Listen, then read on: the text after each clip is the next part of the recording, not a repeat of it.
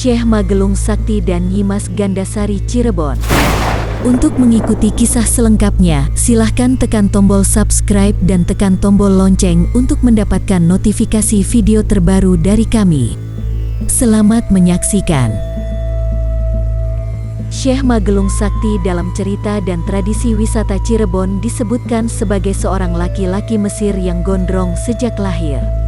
Sumber lain ada yang menyatakan dari negeri Syam. Beliau dikisahkan berkelana dari satu tempat ke tempat yang lain demi untuk mencari seseorang yang mampu memotong rambut gondrongnya.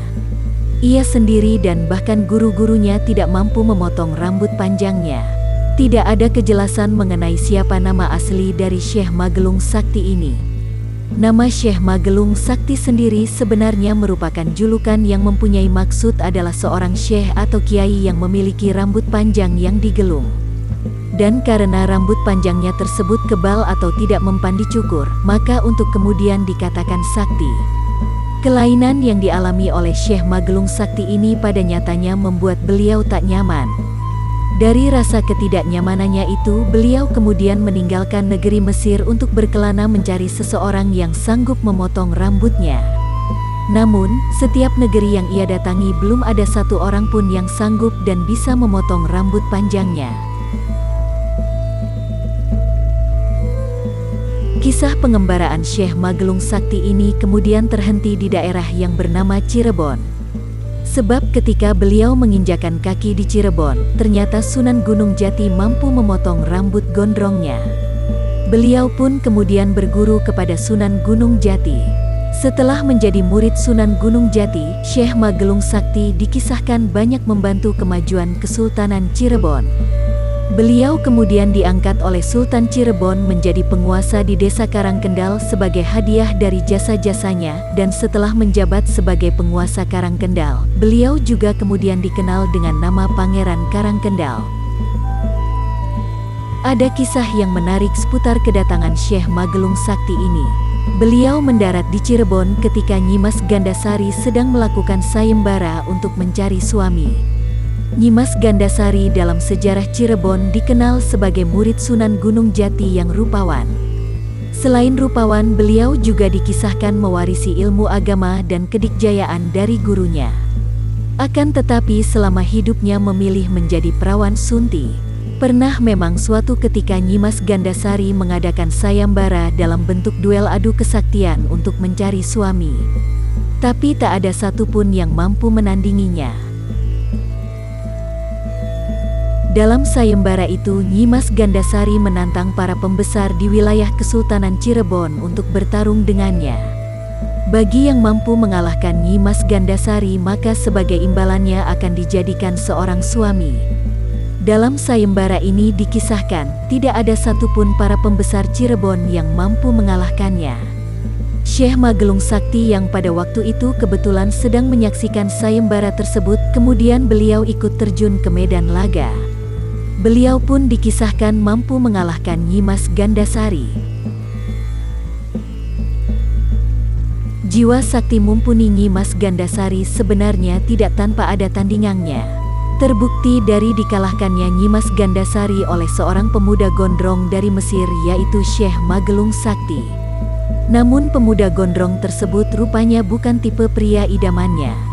Sebab karena dirasa Syekh Magelung Sakti adalah sebagai tamu yang dianggap tidak diundang, Nyimas Gandasari menolak untuk dinikahi Syekh Magelung Sakti meskipun ia mampu mengalahkannya.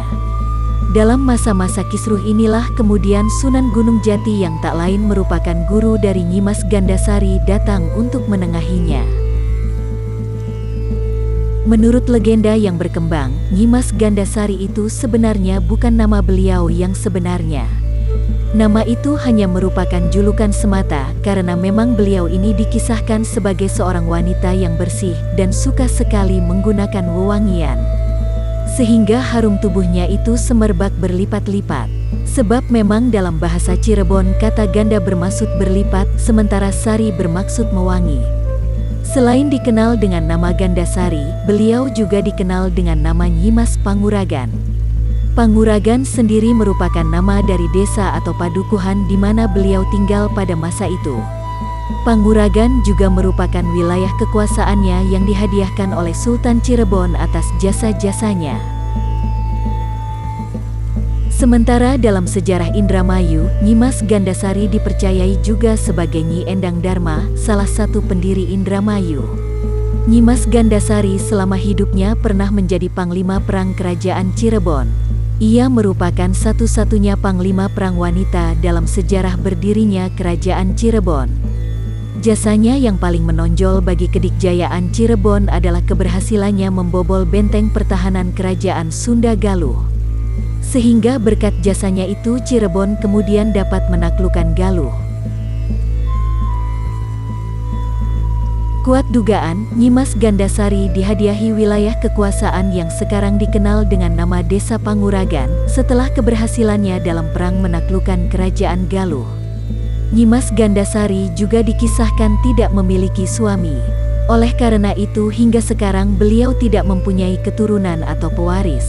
Begitulah memang pilihan hidup Nyimas Gandasari, lebih nyaman menjadi seorang perawan sunti meski beliau dianugerahi wajah nan rupawan.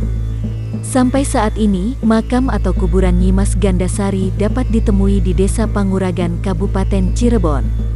Makamnya selalu ramai dikunjungi oleh para peziarah dari berbagai daerah di wilayah Cirebon. Dari pertemuan pertama antara Syekh Magelung Sakti dan Sunan Gunung Jati inilah kemudian peristiwa pemotongan rambut Syekh Magelung Sakti itu dilakukan. Syekh Magelung Sakti merasa sangat takjub akan kesaktian Sunan Gunung Jati seraya akhirnya meminta memohon guna diterima menjadi murid didiknya. Syekh Magelung Sakti dalam sejarah Cirebon dikenal sebagai salah satu Panglima Perang Kesultanan Cirebon awal. Ada berbagai versi mengenai asal-usul tokoh ini. Ada yang menyatakan dari negeri Syam, ada juga yang menyatakannya berasal dari negeri Mesir. Selepas Syekh Magelung berjasa ikut membantu menyebarkan Islam di tanah Pasundan dan juga ikut dalam berbagai pertempuran menghadapi kerajaan Pajajaran, Syekh Magelung Sakti dianugerahi wilayah kekuasaan di Desa Karangkendal. Oleh karena itu selain dikenal dengan nama Syekh Magelung Sakti, tokoh ini juga dikenal dengan nama Pangeran Karangkendal. Selepas beberapa lama memerintah Karangkendal dan memasuki usia senja, Syekh Magelung Sakti dikabarkan wafat. Dalam naskah Mertasinga, kewafatan Syekh Magelung Sakti didahului oleh kisah absennya Syekh Magelung Sakti dari pertemuan-pertemuan yang dilangsungkan di Gunung Jati. Syekh Magelung Sakti dikisahkan dalam beberapa kali tidak mengikuti rapat-rapat pemerintahan yang dilaksanakan di Gunung Jati. Oleh karena itu Sunan Gunung Jati merasa kehilangan. Sunan Gunung Jati kemudian menanyakan kabar Syekh Magelung kepada para pejabat pemerintahan lain, namun tak ada seorang pun yang mengetahuinya. Mendapati keadaan itu, akhirnya Sunan Gunung Jati mengutus para pejabat pemerintahan untuk mencari kabar tentang keberadaan Syekh Magelung Sakti. Setelah dilakukan penyelidikan, akhirnya salah seorang pejabat yang diperintah itu melaporkan bahwa di daerah Karangkendal telah memancar sinar. Di bawahnya terhampar tikar, akan tetapi di atas tikar tersebut tidak ada orang yang mendudukinya, melainkan dihinggapi sekelompok burung alap-alap.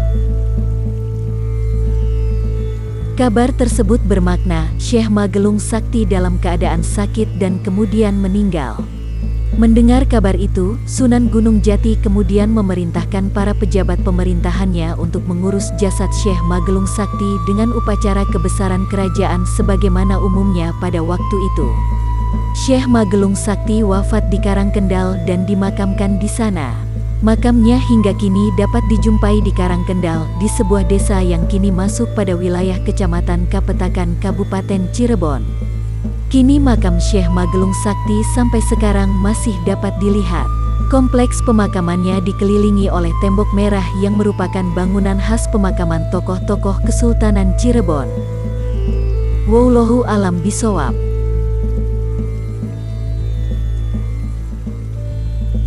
Terima kasih Anda sudah menonton video dari kami. Jika ada kesalahan dalam penyampaian kami mohon maaf. Terima kasih.